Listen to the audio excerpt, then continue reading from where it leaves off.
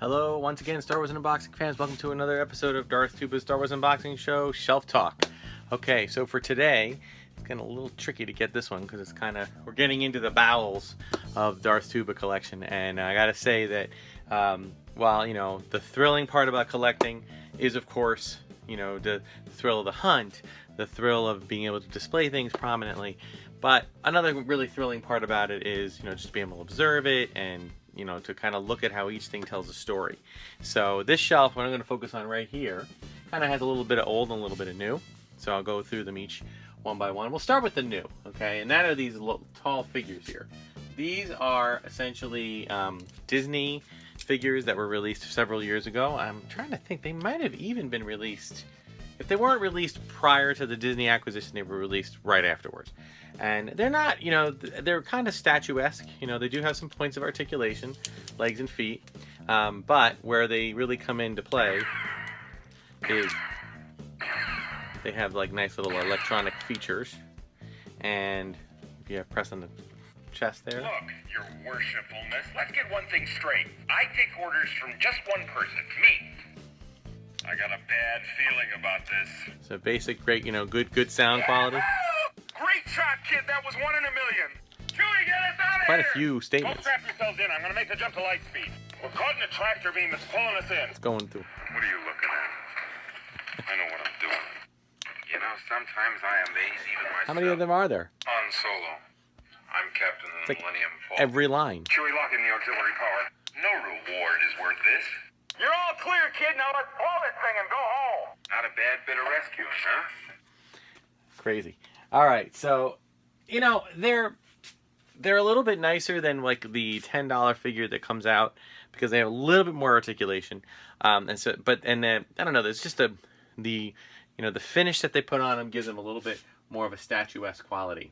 Okay, this one we have here is of course Luke Skywalker, and this is the Luke Skywalker in the X-wing fatigues. And it's cool. There's a little light that goes with that, and then his little chest plate. I'm on it. R2, that stabilizer's broken loose again. See if you can't lock it down. I think he's a little running out of batteries. It makes him sound a little drunk. I got a little cooked, but I'm okay. So, okay, didn't mean for that to happen, but hey, okay.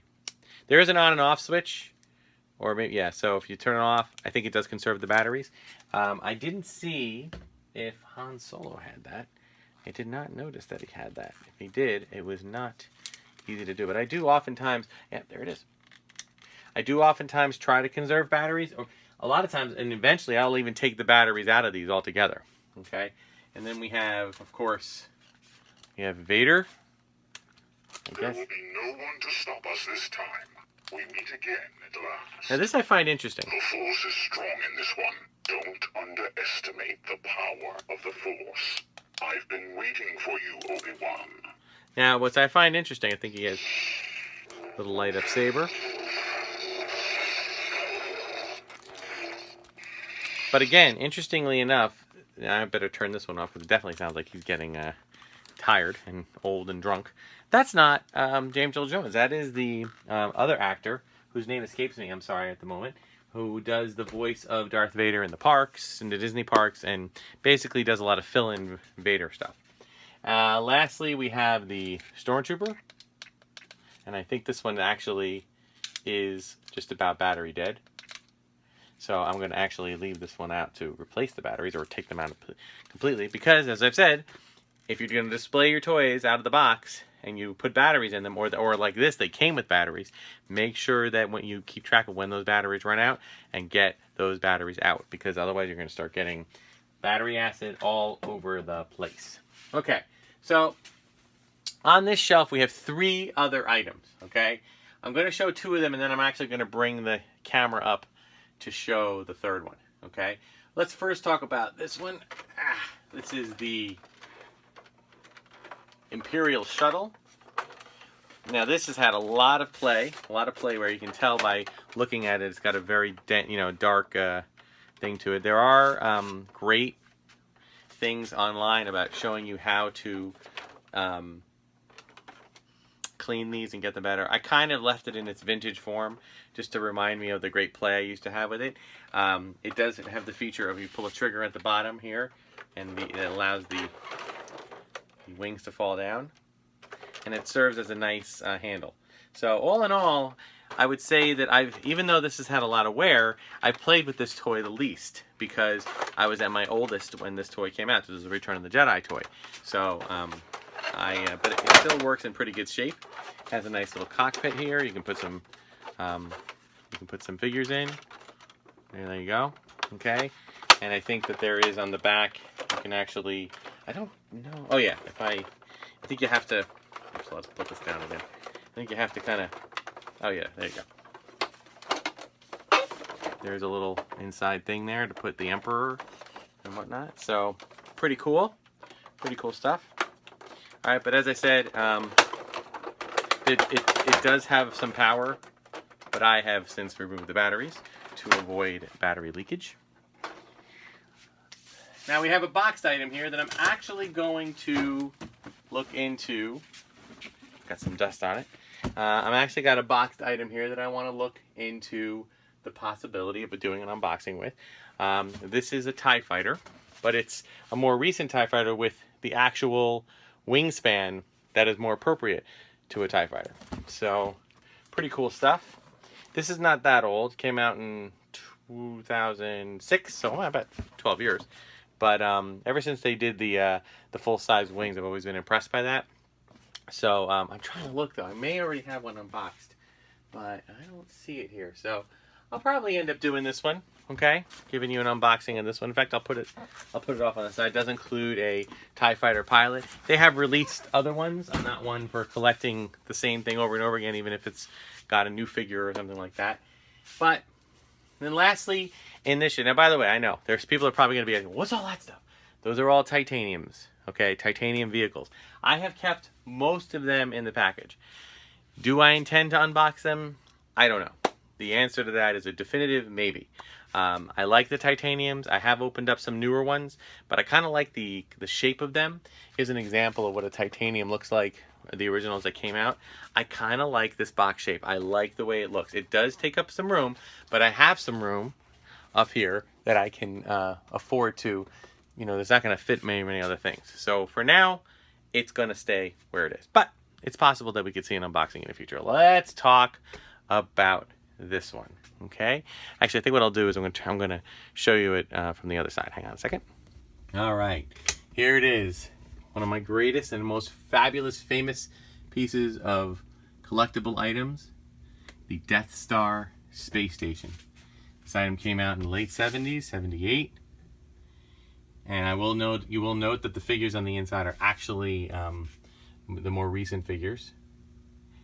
Okay, but I did decide to keep that kind of in that set. I will tell you that this toy is very fragile. Okay, it comes with cardboard backing, as you can see there. There's two cardboard backings. Okay, even they're starting to come loose. There's a little trash compactor here. See if I can get this baby out. And I don't know if it wants to come out. Some people like to play with the trash compactor completely separate. And you can look down there and you can see there's the Dianoga and there's foam. Pretty cool piece. Okay. So, pretty cool stuff, all right?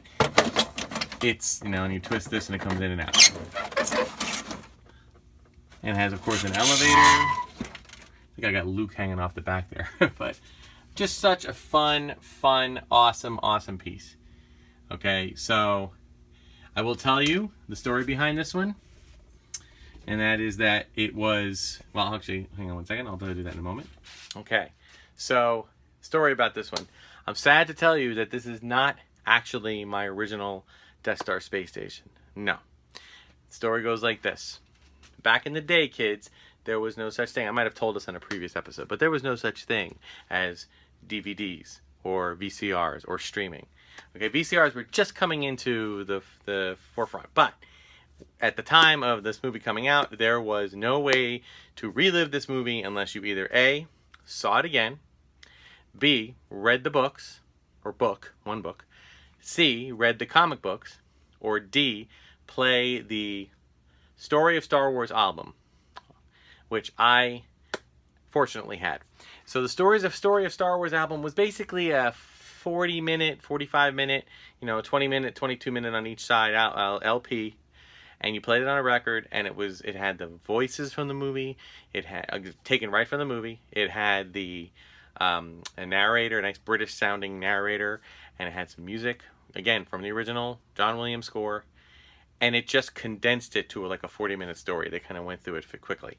But you could hear the voices, you could hear the stuff. So as a kid, this was as good as you could get. And we were good with it. We were okay with it. Because what I would do is, as the years went on between Star Wars and Empire, I would then, birthdays would come and Christmases would come and more toys. The X-Wing, the TIE Fighter, the Patrol Dewback, the Land Speeder, the Land of the Jawas. So I would be able to put all my toys in one area and act out the story of Star Wars. And that was fantastic. Except for the part when the Death Star blew up. This item is basically just held together piece by piece. And when it blew up, I just threw it in the air and it fell apart in a million pieces. Now, generally speaking, the pieces were pretty resilient and I could very quickly put it back together again. But one time, the last time I did it, I got sidetracked and I just put everything in a box and I put it off to the side in my room or whatever. And life got in the way and I got into other things, and my dear, dear mother thought it was garbage. She thought it was a broken toy and she threw it in the garbage and that was it. Yeah. So fast forward maybe 10 years later and I'm at a Star Trek convention. Yes, a Star Trek convention. I enjoy Star Trek too. Not as much as a collector, but especially when it was our Star Wars, when there was no Star Wars. And I happened to see a toy dealer with the toy that was mostly complete condition. So I purchased it for, at the time, I think it was like $75 or $80, which was a lot for me then. It's a drop in the pan now, but compared to what this thing goes for. But it is still great, brings back happy memories. So it always stays in honor of that fateful error, both on my mom's part for throwing it out, but more I'll take the blame because I should have kept it together. I should have put it away in a bigger box. I don't blame my mom. She saw what she thought was trash and threw it out. So no, it was on me. So, but in light of that, I keep it on display all the time. I don't think I've ever taken it apart. So that is that, and that is our shelf talk for today. As you can see around me, there's a lot of other shelf space I haven't gotten to. I will continue to kind of go through them as weeks go on, but make sure you like, subscribe, share, hit the notification button, pass these videos around to other people so they can see them. Check me out on Instagram and Twitter at Darth Tuba, and Darth Tuba Star Wars Unboxing page on Facebook, and email me or leave me voicemail, or leave me voicemail. No, don't leave me voicemails, but email me or leave comments if you have any questions. Thank you so much, and until next time, we will see you on another Shelf Talk. May the Force be with you.